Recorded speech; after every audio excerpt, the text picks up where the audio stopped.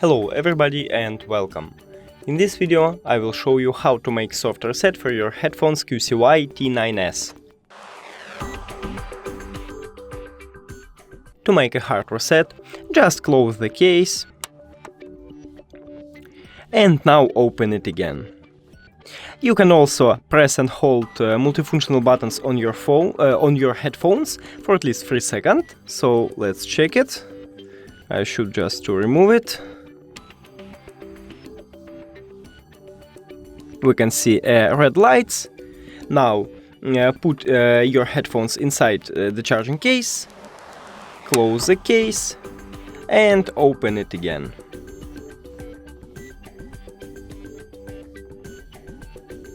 And here we go.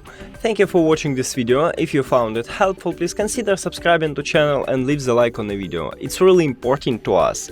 See you later!